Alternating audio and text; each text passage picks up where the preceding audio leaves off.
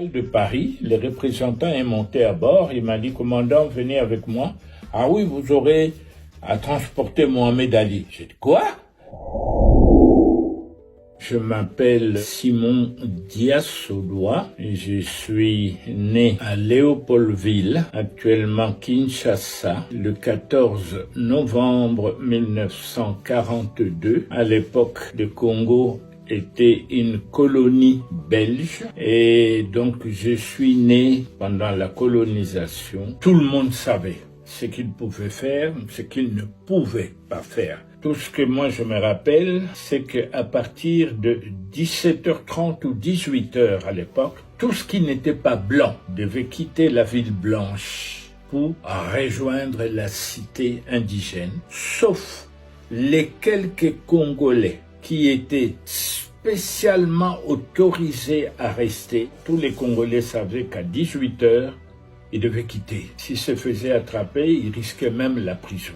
À l'époque, le noir était limité à l'école moyenne. Ça veut dire qu'après l'école primaire, quand vous alliez faire vos études supérieures, ils étaient limités à 4 ans. Donc, vous ne pouviez pas, par exemple, quand on prend le cas de la médecine, un noir qui s'est lancé dans le domaine médical, après 4 ans d'études, on le nommait assistant médical. Il ne devenait pas docteur. Il assistait le docteur blanc, mais lui était assistant médical. Il était limité à la fonction d'assistant médical. C'était fait exprès. Dans beaucoup de domaines, c'était pas seulement spécifique à ça. C'est quoi le but? Mais pour séparer les communautés, montrer que le blanc pouvait faire ça et que les autres étaient limités à cela. Je me rappelle quand j'étais en 6e primaire à Sainte-Anne, nous avons reçu la visite des inspecteurs qui venaient de la métropole, tous de Belges. Ils nous ont réunis dans une grande salle et qui ont commencé à nous poser des questions sur ce que nous voulions faire. Plus tard, ils nous ont donné des petits bouts de papier avec un bic, chacun devait écrire ce qu'il voulait. Et moi j'ai dit, je veux être pilote. Et puis les inspecteurs ont ramassé tous les papiers, ils ont commencé à discuter entre eux, et puis sont adressés à la salle. Monsieur Untel, vous souhaitez ceci, vous souhaitez cela. Ils arrivent chez moi. Monsieur Dias-Odoa, je dis oui. Vous voulez devenir pilote? J'ai dit oui, mais c'est pas un métier pour les Congolais, monsieur. Alors, j'ai regardé les inspecteurs, je leur ai dit, je deviendrai pilote. Aucun d'eux ne l'a cru. Il y a eu un éclat de rire général dans la salle. Grâce aux libéraux belges qui ont fait changer les lois en Belgique, la répercussion de ces lois sur la colonie a porté ses fruits. Ils ont permis maintenant aux Noirs de faire 6 ans d'études secondaires. Grâce aux Athénées,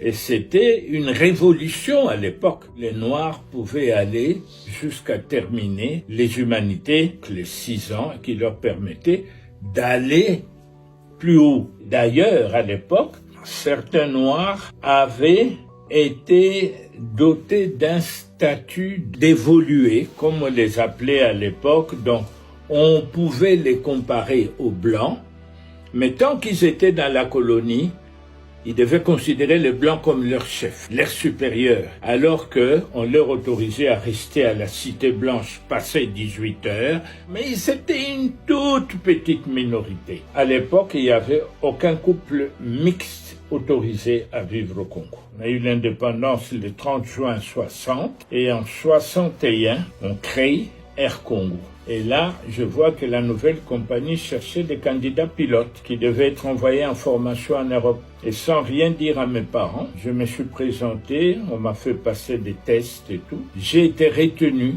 on m'a donné comme condition, tu termines ton année, ta dernière année d'humanité en Belgique. Et c'est comme ça qu'en 61, je me retrouve à l'Athénée de Neuchâtel où j'ai fait ma dernière année d'humanité. Et de là, j'ai été à Liège où on m'a demandé de passer une année spéciale en maths et en physique. Donc, on m'a pris, moi et mon collègue Ilunga, on nous a envoyés à Liège, puis nous nous sommes présentés à l'école d'aviation civile où nous avons été retenus et nous avons suivi notre formation comme pilote d'avion. J'ai voulu devenir pilote et je suis devenu le pilote que j'ai voulu être. Et c'était en 74. Je faisais un vol régulier. Je devais faire ce jour-là Bruxelles-Paris, Paris-Kinshasa. Donc moi, dans le cadre de mes activités de pilote de ligne, j'avais à faire ce vol-là. L'avion était bourré, beaucoup de passagers. À l'escale de Paris, le représentant est monté à bord. Il m'a dit, commandant, venez avec moi. Vous pouvez prendre 2, 3, 4 membres d'équipage, vous me suivez. J'ai dit, mais ah oui, vous aurez à transporter Mohamed Ali. J'ai dit, quoi? Il dit, oui, Mohamed Ali est arrivé à Paris, donc vous allez l'amener à Kinshasa pour son combat avec Foreman. J'ai dit, ok, j'ai choisi 2, 3 gars de mon équipage. On sort de l'avion, il y avait une salle là, je vois plein de monde autour d'un monsieur qui faisait un genre de show là au milieu. Et on m'amène devant Mohamed Ali, on me présente et tout. Alors les gars se retournent vers moi et disent, ah, c'est vous qui allez me piloter Oui, c'est nous. Mais il dit, oh, mais c'est extraordinaire. Alors il a commencé à politiser l'affaire. Je l'ai entendu dire, chez nous aux États-Unis, ce genre de choses n'existaient pas. Quand on nous parle de noirs, c'est souvent Tarzan, des conneries comme ça, mais jamais je n'ai vu des gens comme vous, pilote. Alors, dans ma tête, ça fait clic. Je me suis dit, tiens, la réglementation compagnie nous interdit pendant l'exercice de notre fonction de discuter politique ni religion. C'était interdit. Ayant pensé à ça, je me suis dit, bon, Mohamed Ali, merci, écoute, nous avons le vol à préparer, on se voit à bord. Alors à tout à l'heure, et on retourne préparer le vol, et puis après, on commence l'embarquement. Et le représentant vient et me dit, écoutez, acceptez-vous de prendre Mohamed Ali dans le cockpit? J'ai dit, bah, moi ça me dérange pas, s'il le veut, avec plaisir. Ok, il dit, il est là, et je me tourne, je vois Mohamed Ali, je lui dis, sois le bienvenu à bord, mettez-vous sur les sièges derrière moi et mettez la ceinture. Et je vois les gars qui changent de couleur. Oh. Je me tourne, je dis, mais Ali, y a-t-il un problème? Il me regarde, il me dit, no white man here? Comme ça. Il n'y a pas de blanc ici? J'ai dit, mais Mohamed, mais tout à l'heure, quand nous avons été présentés, as-tu vu un blanc? C'est ce qu'il m'a répondu. Il me dit, ah, pour moi, c'était une blague. Il me répond comme ça que pour lui, quand nous avions été présentés, nous faisions partie d'un show pour montrer à tout le monde. J'ai dit, non, Mohamed Ali, il n'y a pas de blanc. This is my co-pilot, this is my flight engineer. Et je vois les gars changer de couleur. Il tremblait, il était incapable de bouger. Alors je lui dis, écoute, soit tu te décides, tu t'assis derrière moi, soit tu retournes en cabine parce que nous n'allons pas pénaliser le vol. Alors on le prend, on l'installe derrière moi, il ne savait même plus fermer sa ceinture. On démarre, on commence à rouler, et pendant qu'on roulait, et avant qu'on arrive en bout de piste, je sens quelqu'un qui me fait ça sur mon épaule. Alors je me dis, oui, il y a un problème, Ali. Alors il me dit, avez-vous l'expérience sur cet avion? Comme ça. J'ai dit, Ali, are you kidding or what? Vous êtes en train de blaguer?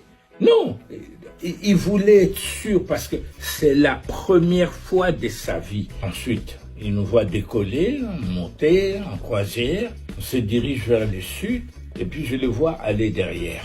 Et ensuite, il revient. On était au-dessus de la Méditerranée. Il rentre dans le corps, puis je lui dis, Ali, regarde là-bas, tu vois la côte? Il me dit, oui. J'ai dit, ça, c'est l'Afrique du Nord. Et puis après ça, tu verras le désert. Il n'en revenait pas. Ça faisait 2 heures qu'on était ensemble.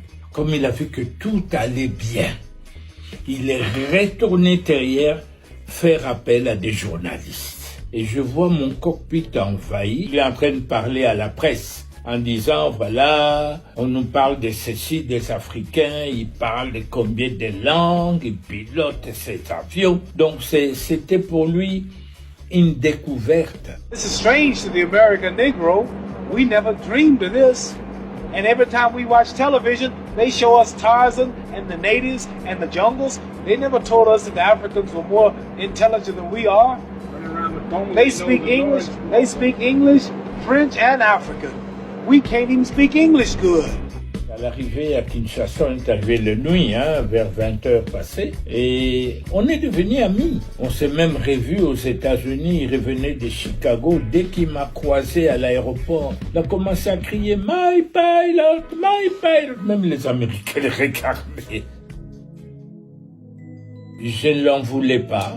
Je l'ai compris tellement mieux parce que je suis passé par là. Le racisme à l'époque, c'était pas un jeu, C'était pas un jeu. Je comprenais tellement bien Mohamed Ali. Je me suis remémoré ma première arrivée en Belgique. En 61, on était sur la route entre l'aéroport de Bruxelles National et Bruxelles. Et pour la première fois de ma vie, je vois des travailleurs tout au long de la route avec des pelles et tout ça qui travaillaient et je regarde, j'étais choqué.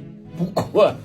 Tu vois un colonisé qui est indépendant depuis 1 an, qui de toute sa vie n'a jamais vu un blanc faire du travail manuel. Je vois ces blancs en train de creuser. Oh, même eux aussi font le travail qui s'exige de nous en Afrique. Déjà, à ces jours-là, j'étais choqué par la première réalité de la vie que je voyais vis-à-vis des gens que je considérais comme supérieurs. Et j'ai compris beaucoup de choses ce jour-là. Certaines réalités de la vie qu'on cache à certaines personnes. On veut faire de certains des dieux alors qu'ils ne le sont pas. D'autres, on veut les abrutir alors qu'ils ne sont pas abrutis. Et c'est à partir de ce moment-là que j'ai compris qu'on est tous manipulables. Qui que vous soyez, c'est une question d'être manipulé ou pas.